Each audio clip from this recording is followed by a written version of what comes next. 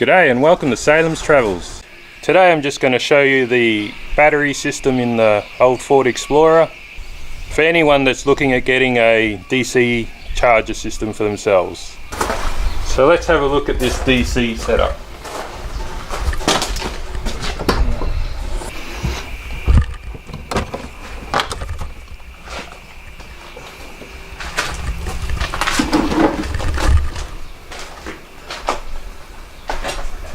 Okay, so here we have my DC setup so that we can run fridges and all the extra camping and camera accessories that we need. I've gone with the Ctek system, but they're all very much the same. As long as you get a decent setup, you won't go wrong. Now, the batteries ended up in the back here because there was some space, and once we throw the fridge and all the other gear on top, you sort of can't access these cubby holes, so I figured it was a good spot for the batteries. Also, there's no room in the engine bay for an extra battery, so that sort of forced us to come back here. Now I know there's a mess of cables and wiring, but it's a pretty straightforward system, and I'll just take you through it.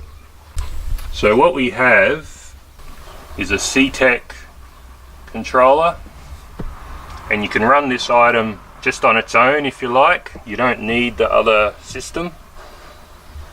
And you have a input from your alternator here, so you can charge the batteries when your car is running. You've got an input for solar here, which I'll show you later, but I've just run a plug to the very back of the car. You've obviously got a earth, and then here you've got power that goes to the batteries here, or in our case we've also run a wire up to a inverter and a couple of 12-volt sockets. So I've got Optima batteries, which are quite happy on their side. I've had a really good run out of these two batteries, so I'm wrapped with them. I've even done some welding with them and they've not had any issues. They just keep working.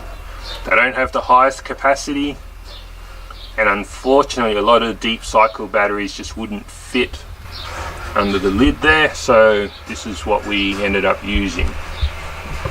It also helps that that's what I also had in the shed. The other part of the Ctek system is the Smartpass, which is an optional system.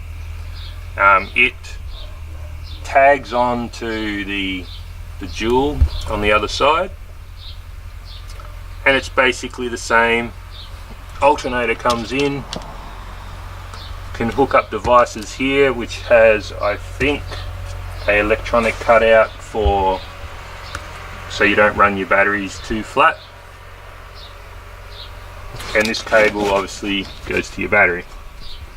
Now the beauty of this system, the reason I added this to it, is it allows the batteries to be charged up at 80 amps, which is a tremendous amount of power, which means you can quickly charge up a battery. You know, if you happen to run the batteries flat, you can just start up the car, let it idle for 5 minutes, and you'll be good to get through the night again. So this really makes a huge difference. Without this unit, the unit over here will still charge the batteries from the alternator, but you're limited to about 20 amps, so that's 4 times less charging power from the car. Other than that, it's a pretty simple system.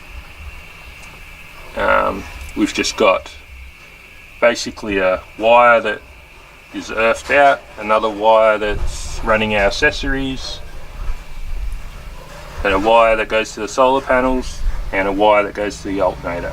And that's the simplicity of it. If you've got this setup or a similar setup in a caravan or a camper trailer, it's exactly the same. It's just all this stuff will be in your caravan, and the wire that goes back to your alternator is the wire that will run through your trailer plug and then in between your car and your caravan.